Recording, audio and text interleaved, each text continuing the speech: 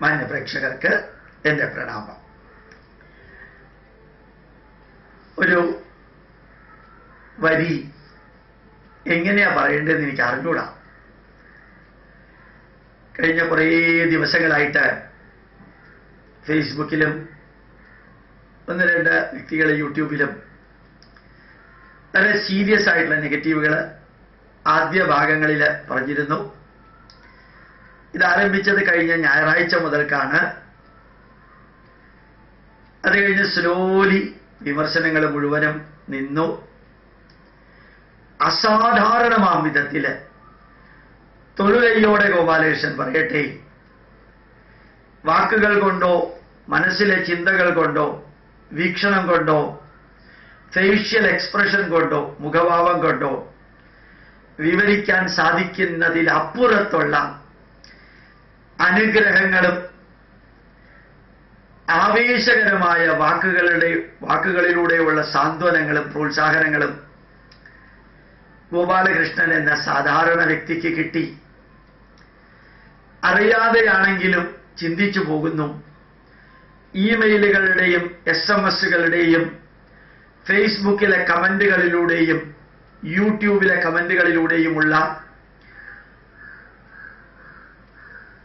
അനുഗ്രഹമോ അഭിനന്ദനമോ ആശീർവാദമോ ആശ്വാസമോ എനിക്ക് അറിഞ്ഞൂടാ വാക്കേതാ ഉപയോഗിക്കേണ്ടതെന്നുള്ളത്. ലോകത്തിലെ ഈ ഭൂഗോളത്തിലെ ആൾമോസ്റ്റ് എല്ലാ രാജ്യങ്ങളിൽ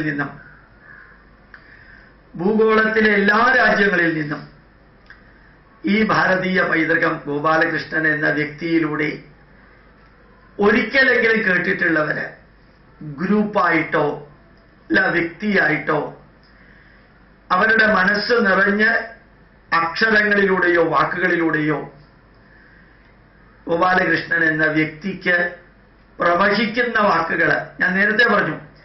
അനുഗ്രഹത്തിന്റെയോ അഭിനന്ദനത്തിന്റെയോ ആശീർവാദത്തിന്റെയോ ആശ്വാസ വാക്കുകളോ ഒന്നും എനിക്ക് അറിഞ്ഞൂടാ.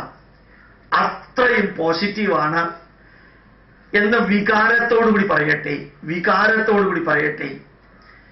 ഇവരോട് എങ്ങനെയാ മറുപടി പറയേണ്ടത്, പ്രതികരിക്കേണ്ടതെന്ന് എനിക്ക് അറിഞ്ഞൂടാ. ഞാൻ ഈ നാടിന്റെ പൈതൃകത്തിന്റെ ധന്യമായ വിവരണങ്ങള് എന്റെ വാക്കുകൾ ഉപയോഗിച്ചോ വീക്ഷണം ഉപയോഗിച്ചോ അറിയുന്ന ശാസ്ത്രത്തിന്റെ പിൻബലം ഉപയോഗിച്ചോ ലോകത്തിന്റെ മുമ്പിൽ സമർപ്പിച്ചപ്പോൾ അത് എടുക്കുന്നവരുടെ മനസ്സില് ഇത്രയും കഠിനവും ധന്യവും ഉജ്ജ്വലവുമായിട്ടുള്ള നന്മകളുടെ വികാരങ്ങള് ഇതുപോലെയുള്ള വേളയില് തിരിച്ച് എന്നിലേക്ക് അവരുടെ കുടുംബജീവിതത്തിന്റെ ഭാഗമായിട്ടുള്ള ഗോപാലകൃഷ്ണൻ എന്ന രീതിയില് അതേ വീക്ഷണത്തില് അതേ ഭാവത്തില് എന്നിലേക്ക് ചൊരിഞ്ഞവരോട് ഗോപാലകൃഷ്ണൻ ഒന്നേ പറയാനുള്ളൂ. ഭാരതം എന്ന രാഷ്ട്രം അനവധി ദുഃഖങ്ങൾ അനുഭവിച്ചതാണ്, വേദനകൾ അനുഭവിച്ചതാണ്. അതിന് പുറത്തുള്ളവരും കാരണക്കാരാണ്, അകത്തുള്ളവരും കാരണക്കാരാണ്. ഹൈന്ദവ സമൂഹം അനവധി വേദനകൾ സഹിച്ച് കടന്നുപോയവരാണ്. ഇന്നും കുറെയെല്ലാം അനുഭവിക്കുന്നു. ഓരോ കുടുംബവും അനവധി ദുഃഖങ്ങളും വേദനകളും സഹിച്ചിട്ടുണ്ട്. അതിൽ പലതും ഇന്നും നിലനിൽക്കുന്നു. പല വ്യക്തികളും ഈ ഭാരതത്തിന്റെ സ്വാതന്ത്ര്യത്തിന് വേണ്ടി പ്രവർത്തിച്ചവരെ ജീവിതം മുഴുവനും കൊലക്കയറിലും വെടിയുണ്ടകൾക്കും മുമ്പിൽ തീർത്തവരാണ്. അവർക്ക് എന്തെങ്കിലും നേടാനല്ല, ഈ രാഷ്ട്രത്തിനും ഈ സംസ്കാരത്തിനും വേണ്ടി. അക്ബറിന്റെയും ഔറംഗസീബിന്റെയും കാലത്ത് ഗംഗാനദിയിൽ കുളിക്കൽ പോലും നിരോധിച്ചിരുന്ന കാലഘട്ടത്തിൽ പോലും അവര് ഈ ധർമ്മത്തെ സംരക്ഷിച്ചിരുന്നു. നമ്മുടെ താളിയോല ഗ്രന്ഥങ്ങൾ വാരണാസി ക്ഷേത്രത്തിന്റെ മുമ്പില് കത്തി ജ്വലിച്ചപ്പോഴും അത് കൈകൊണ്ട് എഴുത്താണിയിലൂടെ പകർത്തി താളിയോല ഗ്രന്ഥങ്ങളിലൂടെ അത് അടുത്ത തലമുറയ്ക്ക് കൊടുത്തവരാണ് നമ്മുടെ പൂർവ്വപിതാമഹന്മാര്. അവരാരും അവരുടെ പേര് എഴുതി വെച്ചില്ല. പത്മശ്രീക്കോ അവാർഡിനോ സ്വാതന്ത്ര്യ സമരത്തിന്റെ പെൻഷനോ വേണ്ടി അവർ മുമ്പോട്ട് വന്നില്ല. അവർ ജീവിച്ചു ഭാരതത്തിന് വേണ്ടി, അവർ ജീവിച്ചു ഹൈന്ദവ സംസ്കാരത്തിനും ഭാരതീയ സംസ്കാരത്തിനും വേണ്ടി, അവർ ജീവിച്ചു നമ്മുടെ പൈതൃകം കഴിഞ്ഞ തലമുറയിൽ നിന്ന് അടുത്ത തലമുറയിലേക്ക് കൊടുക്കാൻ. ഒരുപക്ഷെ അവരെ അഭിനന്ദിക്കാൻ ആരും ഉണ്ടായിരുന്നിരിക്കില്ല, അനുഗ്രഹിക്കാനും ആരും ഉണ്ടായിരുന്നിരിക്കില്ല. ഇന്ന് ഇന്റർനെറ്റ്, ഇമെയില്, വാട്സപ്പ്, SMS, അതുപോലെ ഫോൺ വിളി. ഗോപാലകൃഷ്ണൻ എന്ന വ്യക്തിക്ക് ഓർമ്മ വരുന്നത് ഒരു വരി മാത്രം. മാധ്യമങ്ങൾ അസാധാരണമാം വിധത്തില് ഒരു വിഭാഗം നന്മകള് ശാന്തമായിട്ട് ഇതൊന്നും തിന്മയിലൂടെ പോകാതിരിക്കാൻ വേണ്ടി പ്രവർത്തിച്ചു, തിന്മയിലൂടെ പോകാതിരിക്കാൻ വേണ്ടി പ്രവർത്തിച്ചു. കുറച്ചുപേര് തിന്മകൾക്ക് കാരണമായി എങ്കിലും ആ തിന്മകളെ ഭാരതീയ പൈതൃക പ്രകാരം നന്മയിലേക്ക് എത്തിക്കാൻ കൂടെയുള്ളവരും ഇന്നുവരെ ശാന്തരായിരുന്നവരും ധന്യമായിട്ട് പ്രവർത്തിച്ചു. തിന്മകളെ നന്മകളാക്കാൻ സാധിക്കുന്ന വിധത്തില് ഒരു വലിയ പ്രവാഹം പോലെ എല്ലാവരും കൂടെ ഉണ്ടായിരുന്നു.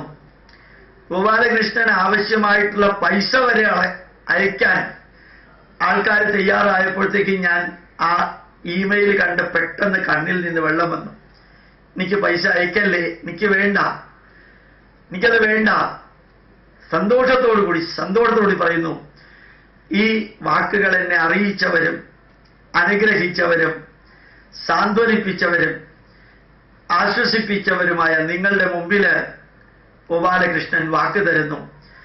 അവസാനത്തെ ശ്വാസം വരെ ശരീരം അനങ്ങുമെങ്കില് ഈ ഭാരതീയ പൈതൃകം നമ്മുടെ പൂർവികർ നമുക്ക് തന്നത് അടുത്ത തലമുറയ്ക്ക് കൊടുക്കുന്ന പ്രവൃത്തിയിൽ തന്നെ ഉണ്ടായിരിക്കും.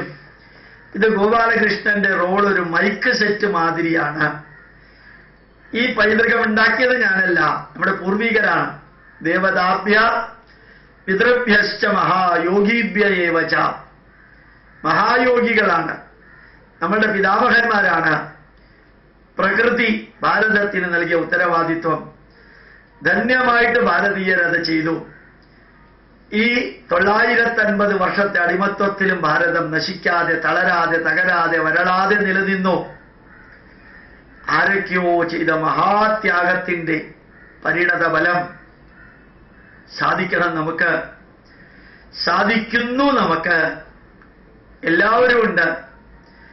എന്നെ വിളിച്ച് പറഞ്ഞവരും ഇമെയിൽ അയച്ചവരുടെയും ഒക്കെ പേര് വായിക്കുകയാണെങ്കിൽ ഒരു 1.5 മണിക്കൂർ വേണം അതിന്. ആ നെഗറ്റീവുകളെ എങ്ങനെയാ എൻ്റെ കൂടെ നിന്ന് ഞാൻ വിവരണങ്ങൾ നൽകുന്നതിൽ അത് കേട്ട് അത് ജീവിതത്തിൽ പകർത്തിയവരും ഇഷ്ടപ്പെട്ടവരും അതിനോട് ഇഷ്ടം കാണിക്കാത്തവരും അതിനോട് യോജിക്കാത്തവരും എല്ലാം അനുഗ്രഹത്തിന്റെയും അഭിനന്ദനത്തിന്റെയും ആശീർവാദത്തിന്റെയും വരികൾ എനിക്ക് ചൊരിഞ്ഞു.